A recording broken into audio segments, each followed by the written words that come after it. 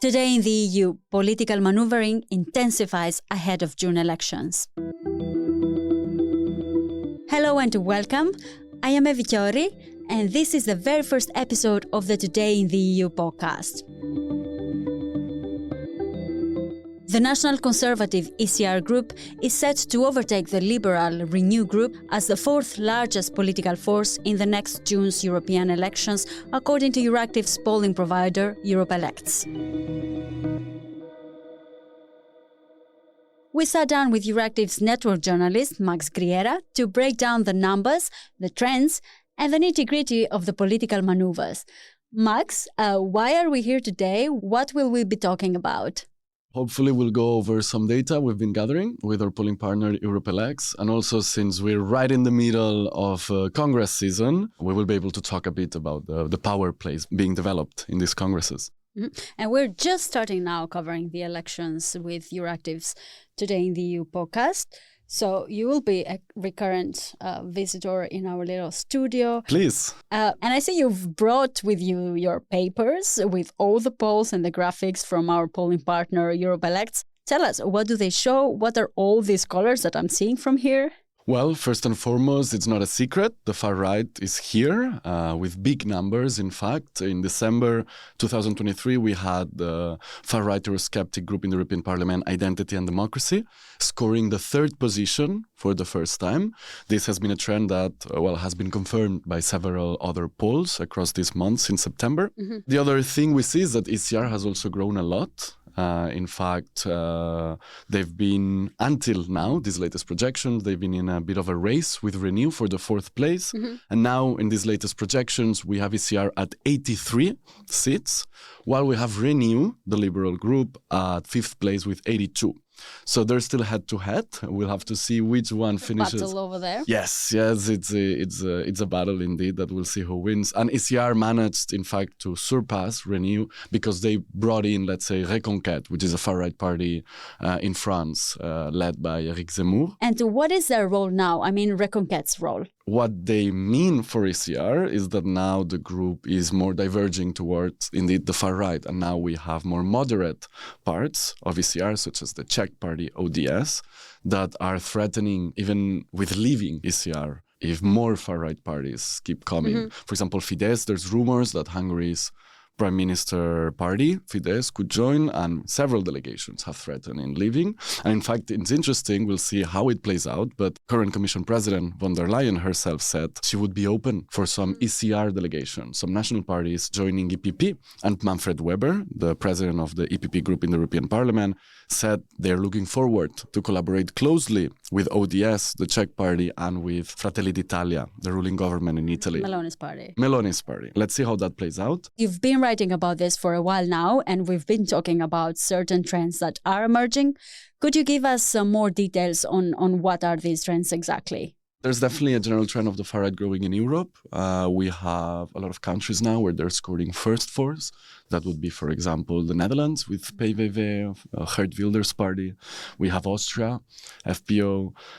We have Rassemblement National in France that, they were in fact already the first fours in the 2019 elections, but now they're strengthened. But not only first fours, in a lot of countries, they're second, such as Romania, for example, or third, such as Portugal. So they're growing a lot, indeed. Another trend that we can see in these polls is that SD and EPP, the two biggest groups in the European Parliament, are further and further away as the time passes. So while EPP is staying, according to our projections, at 180, so more or less what they got in 2019. We're talking about seats now. Indeed, 180 seats, according to our projection. SD is dropping about 14 seats. Of course, we'll have to see exactly what the results are, but this says a lot. So the gap is widening between the right and the left, because while the far-right parties are growing, while EPP stays still, we see a left that weakens. The Socialists are losing. The Greens are losing. The left group in the European Parliament, so more radical left parties, might increase a bit, but a couple of seats we're talking about. And at the same time, even the Liberals are losing. The Liberals had around 100 seats in the 2019 results, and now we're heading towards a result around 80 seats. And it seems like the downward trend for Renew is actually solidifying. With our projections, we see a weakened renaissance, Emmanuel Macron's party, the president of France. But we also see that, for example, in Spain, the centrist Liberal Party, Ciudadanos, has completely disappeared, which means 8 seats less for the Liberals. And 8 seats might sound a bit like, oh, it's only 8 seats, but I think that's what will define who makes the decisions in the end. Exactly. And 8 seats for Ciudadanos meant they were the second biggest delegation. So yeah, it's definitely solidifying. Renew will also convene this month, although we will meet again to break that down when the timing will be right. Can you give us a little bit of a sneak peek and a teaser on what can we expect? Well, the Liberals, let's be honest, they have lagged behind a bit. They are the ones holding their Congress, the last ones. They will have it on the 20th of March. Should we understand that they're a bit too late, or was everybody else a bit too early? Well, compared to the other parties, it's late. Oh, so they're lagging behind. But why is that the case? They're lagging behind in finding agreement with the lead candidate. They're not a completely unified family as the Socialists. Why? Because there's different factions. We have ALDE, the Alliance of Liberals and Democrats for Europe. They're the biggest faction, the biggest party, the most seats inside Renew, which is the group that brings all the liberals together. But then after that, we have the European Democratic Party, a smaller party. Mm-hmm. Also, we have some non-inscrits, unaffiliated, like Renaissance, Macron's party. So at the moment, we know that they're negotiating who their lead candidate will be. Do you think that the main reason is a certain internal turbulence, let's say? Of course, there's a lot of factors here that need to be solved. This applies also for the common points. They will have 10 points, a sort of electoral program or manifesto, if you want to call it like that. Yeah. And, all the factions need to agree. So that's why I believe they're also taking longer. We know that for sure they'll put a strong emphasis on defense, like the other forces, and on the single market. Because we got a sneak peek in the draft manifesto of ALDE, and they were putting a lot of emphasis on reviving the single market, on making it smoother for businesses to operate in Europe. And in fact, they were also attacking, and I quote, the EPP-led Commission, and they were accusing this commission led by Ursula von der Leyen of neglecting the single market. And you've been reporting a lot on many party congresses, and you've had a sneak peek on most of their manifestos. So what about the left? What do you have for us? Yes. So in fact, we know who's going to be the lead candidate of all the main parties. We started with the Greens, Terry Reinke and Bas Eickhout. Then after them, it was the Left Congress, in which they elected the Austrian communist Walter Bayer. He's also the president of the European Left Party. I would like to invite now on the stage with me Walter Bayer, the president of the European Left Party, and it's official, the Spitzenkandidat of the Party of the European Left for the European elections.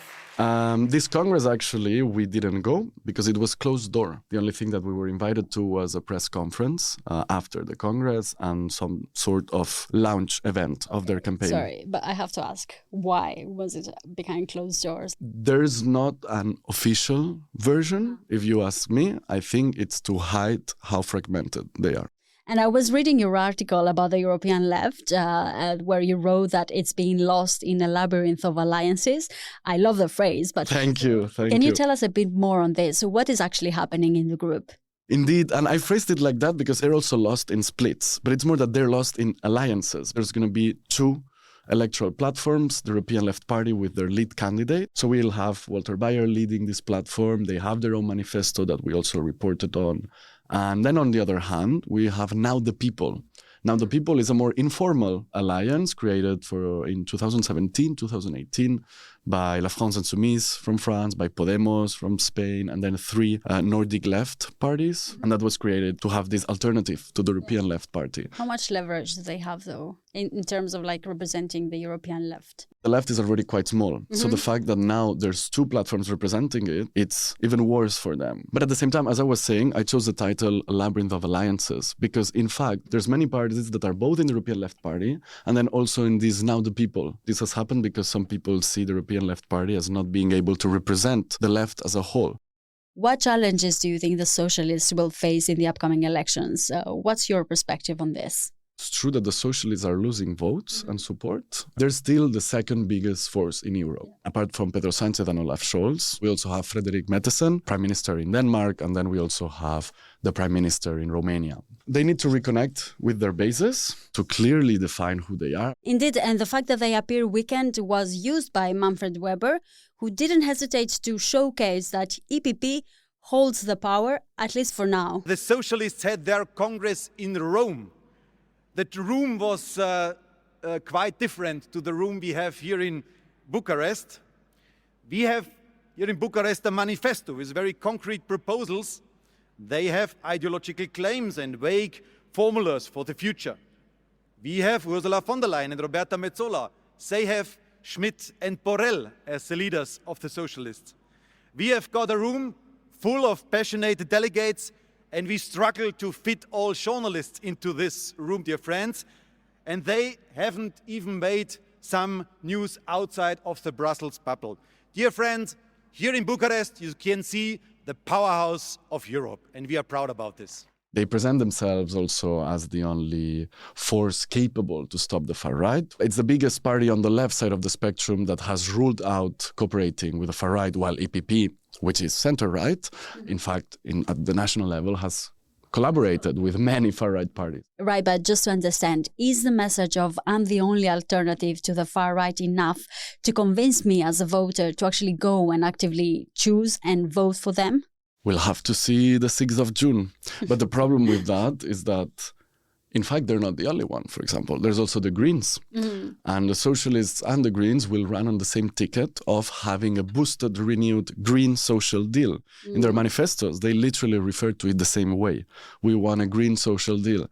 So we also have within the progressive forces this fight for the political space, for the green social political space. Already there has been a lot of talk regarding who will take what in the scramble for EU's top jobs.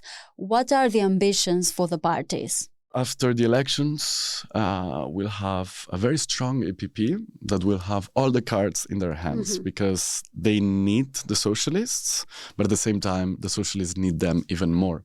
So they will have the leverage to be able to make the Socialists give some concessions. Because if the Socialists don't, then the EPP can always look to the right and cherry pick certain alliances with some ECR parties to be able to reach a majority. But you said that the EPP will have the main leverage and the main strength. Will that apply also when it comes to deciding about the EU top jobs? Yes, definitely. I mean, we can expect that the Commission presidency will be for EPP, Ursula von der Leyen. We'll see who gets the parliament. It could be, depending on how the cards play out, that the presidency goes to ECR. It's an option because they've grown a lot. So it could be that they ask for their piece of the cake, right? Piece of the pie. And Max, if we were to keep something when it comes to this topic, what would you say that we should keep an eye on? So the main thing I would keep in mind is let's have our eyes set on the EPP. Because they will be the ones with the power to decide in which direction the European Union goes. The other thing I would say, that I always say, is that indeed the far right's here to stay. Also coming from us, Euractiv, saying that indeed far right has a lot of gains. And indeed, it's a fact that the EPP is considering working with some of the ECR delegations, more moderate, but also the centrist traditional majority composed of liberals, EPP and SD is not destroyed. It will still be there. Thank you very much, Max, for breaking down for us what can we expect during these following months on the elections front. I am Evi Chiori, and this was Today in the EU. Visit Euractiv to stay on top of the latest news. Sign up for our podcast newsletter. If you haven't subscribed yet, you can find us on Spotify, Apple Podcasts, or wherever it is that you get your podcast. This episode was produced by myself, Miriam Saenz de Tejada, and Nicoleta Yonta. Thank you for tuning in, and we will be back tomorrow.